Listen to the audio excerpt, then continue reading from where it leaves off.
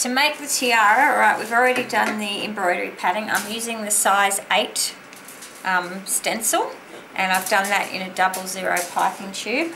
I have got a 6-inch round tin which I have lined with silicone paper or glad bake. The reason for doing this, if you've got really bad humidity, the best way to dry this out is in the oven, and I find on fan and heat light is a good way. Otherwise, if you do need some heat, about 50 degrees, but you don't want it to stick to the tin, so that's why I've put the glad bake over the top.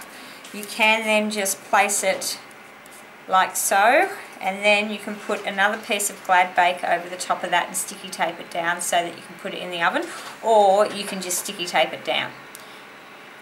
If you don't want to put it in the oven, you don't need to put the glad bake on. You can just leave it on the tin, sitting flat on the tin in the little groove till it dries. Now, it doesn't have to dry completely because you do want to be able to play with it a little bit once it's on. Oops, it's come off. Once it's on the cake. So there's that one there. You want it to be a little bit flexible, but you want it to be standing up so it's not going to flop. So it ends up looking like this one here, which we made yesterday and left on the tin overnight, and then have reshaped this morning. So it's flexible, it's holding its shape, and you can just move it around to make it as big or as small as you want. Alright, I'm now going to attach that to our finished embroidered cake. Just put that to the side. Here's our embroidered cake. Now I'm going to attach this with royal icing. So I'm just going to do a piped edge. I'm using a number 2 nozzle, and I'm going to place the tiara on the cake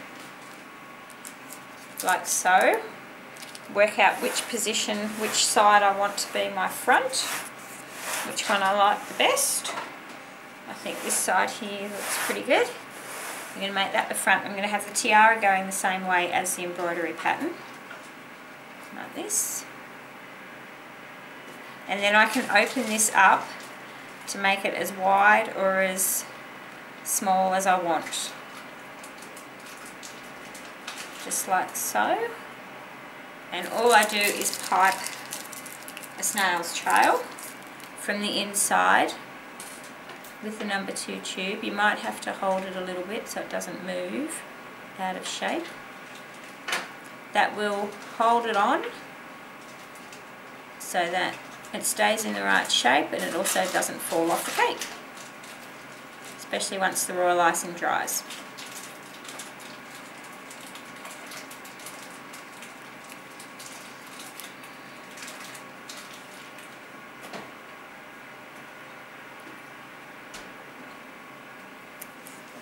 Now the old way to do this, I don't know if I bring this closer so you can see me just piping it on, the inside bit here. The old way to do a tiara, I know because I've done several times, is to pipe the pattern onto plastic or glad bake with royal icing.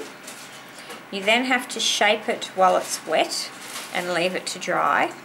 You then carefully, once it's dry, have to try and get it off the paper or the plastic without breaking it. Normally you would break it, so you'd make at least more than one in case you do break it, and then you would have to go back and paint it carefully as well.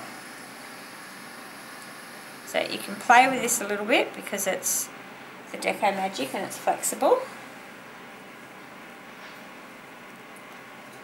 And there is your tiara cake, completely finished. Try and zoom out and it won't let us, so I'll move the cake out so you can see it all with the tiara on top. So everything's pre-made, ready to go, very easy. A professional person could do this and have the tiaras and all the patterns made months ahead, ready to go and just stick on their cake. And an amateur person or a beginner, as long as they could trace, they could actually produce this cake, and we only required 2 bags of pipe don't paint to do it. So I hope you've enjoyed this DVD.